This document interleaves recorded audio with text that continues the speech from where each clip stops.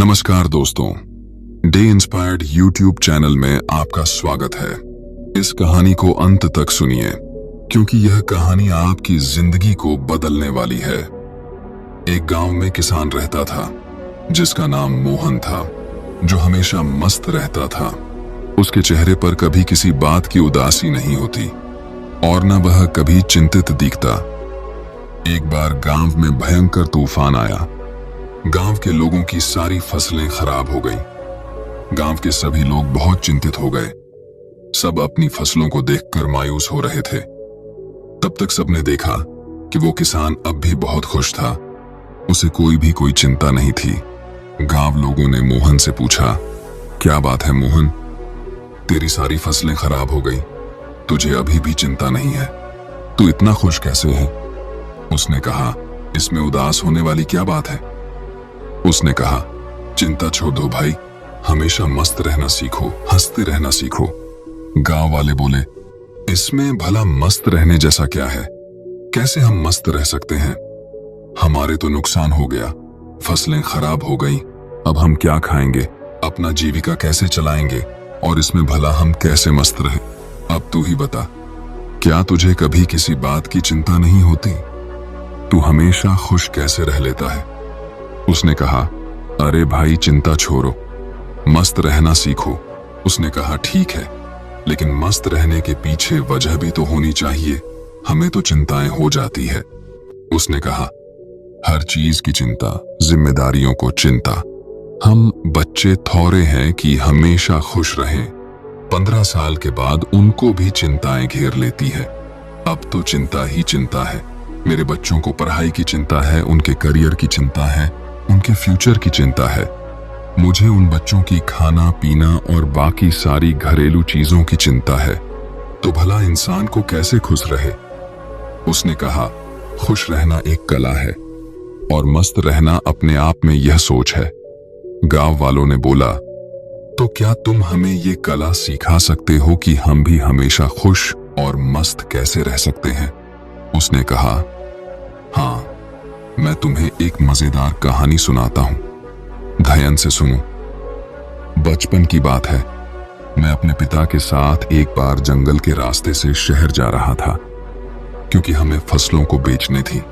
क्योंकि उस समय मेरे पिताजी काफी परेशान रहते थे। घर में बिल्कुल भी धन नहीं बचा था। अब तो फसलों को बेचना ही आखिरी हल था। जंगल जाते जाते शाम हो गई और जंगल में काफी अंधेरा हो गया।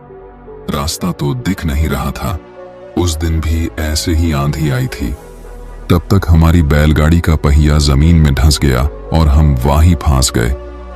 पापा ने पहिया बहुत निकालने की कोशिश करी, लेकिन वो निकला ही नहीं।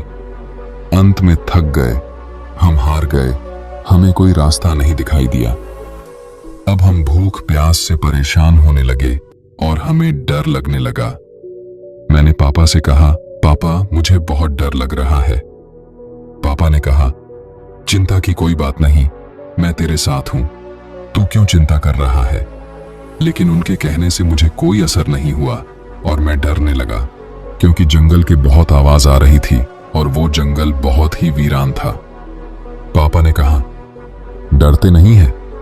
काफी प्रयास करने बाद हमने फैसला किया कि आज रात हम यहीं बिताएंगे। सुबह जैसी होती है फिर हम बैलगाड़ी को निकालने की कोशिश करेंगे, फिर देखते हैं क्या कैसे करना है। लेकिन बात सुबह की नहीं थी। बात यह थी कि आखिर अब रात को खाएंगे क्या? क्योंकि हमारे पास जितना भोजन था हमने रास्ते में खत्म कर दिया था। हम दोनों बैठकर कुछ सोच ही रहे थे। तभी एक कुटिया दिखाई दी जिसमें से प्रकाश की रोशनी आ रही थी। पापा ने बोला, तुम यहीं पे रुककर आराम करो, मैं अभी कुछ देखता हूं, शायद कोई मदद के लिए उपाय मिल जाए। पापा फिर चले गए और मैं वहीं पे बैठ के डर के मारे रोने लगा।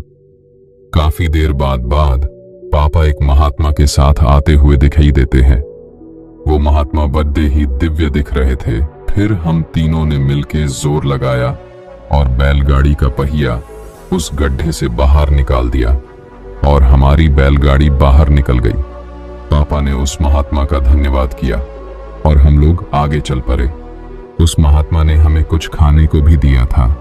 मैंने पापा के हाथ में एक कागज देखा। मैंने पूछा, वो क्या है? लेकिन पापा ने उसके बारे में कुछ भी नहीं बताया। अब हम आगे बढ़ चले। पापा ने बताया नहीं कि महात्मा ने हाथों में क्या दिया था। मैंने उनसे फिर पूछा कि पापा हाथ में क्या है? उन्होंने बोला, कुछ नहीं है, ये तेरे काम की चीज नहीं है। धीरे धीरे काफी समय गुजर गया और हम निकल गए। काफी वक्त गुजर जाने के बाद मैंने पापा से पूछा, पापा उस पत्र में ऐसा क्या था कि जो आप मुझे बताते नहीं हो? तब पिताजी ने कहा, जब मैं इस दुनिया में नहीं रहूं तो मेरे मरने के बाद तुम उस पर्चे को खोलना, लेकिन एक बात और याद रखना, उस पर लिखी बातों को तुम जीवन भर याद रखना और कभी भी भूलना मत। उसने कहा, ठीक है पापा। अब काफी समय गुजर गया। गांव के लोगों ने मोहन से पूछा, वो सब तो ठीक है, लेकिन हमें चिंता क्यों ना हो? हमें तो चिंता होगी ना, हमारी फसलें खराब हो गई। मोहन ने कहा, क्या तुम फसलों को ठीक कर सकते हो? उसने कहा, नहीं। मोहन ने पूछा, क्या तुम दिन को रात बना सकते हो? उसने कहा, नहीं। उसने पूछा, क्या तुम हवाओं को रोक सकते हो? उन्होंने कहा, नहीं। उसने फिर पूछा, क्या तुम बारिश करवा सकते हो? सबने कहा, नहीं भाई नहीं, हम कुछ नहीं करवा सकते, हम भगवान नहीं है। तो उसने कहा, जब तुम्हारे हाथ में कुछ है ही नहीं तो तुम भला चिंता करके क्या पाओगे? सारे किसान सोच में पड़ गए कि यार बात तो सही कह रहा है, इसमें भला ज्यादा चिंता करके क्या होगा। तब मोहन ने कहा, जब हमारे हाथ में कुछ है नहीं तो फिर हम चिंता कर क्या करेंगे? इसीलिए मस्त रहना सीखो और मस्त रहने की आदत डालो, तभी तुम्हारे जीवन में खुशियां आएंगी। तब सब किसान ने कहा, लेकिन उस पत्र में ऐसा क्या लिखा था? क्या तुमने पिता के जाने के बाद उसे खोलकर नहीं देखा?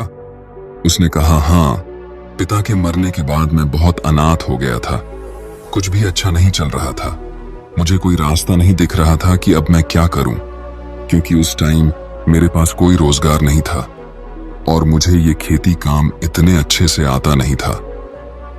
तभी मेरे दिमाग में आया कि उस पत्र को मैं खोलकर देखूं कि इसमें ऐसा क्या लिखा है। फिर मैंने जब उस पत्र खोला तो मेरी आंखें खुली की खुली रह गईं।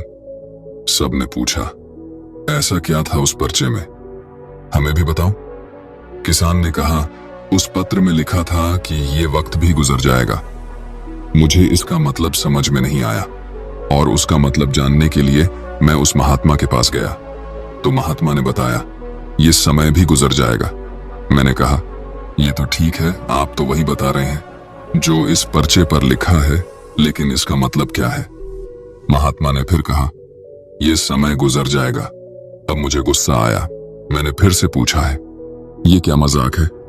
मैं इसका मतलब पूछ रहा हूं और आप इस पर लिखी बातों को बार बार मुझे सुना रहे हैं।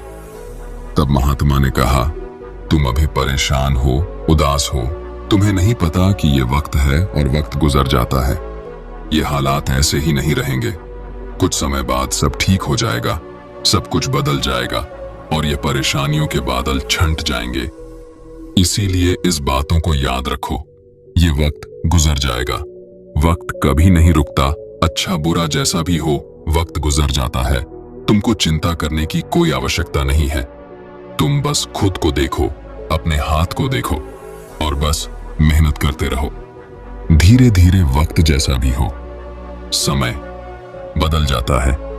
गौर से देखो, तुम्हारे हाथ में कुछ भी नहीं, तुम बेमतलब में फालतू की चिंताएं कर रहे हो, फालतू की मुश्किलों को और बड़ा बना रहे हो जो किसी भी तरह से हल नहीं होने वाली। वक्त अपने आप गुजर जाता है, इसीलिए जो तुम्हारे हाथ में है ही नहीं उससे भला चिंता करके क्या मिलने वाला है।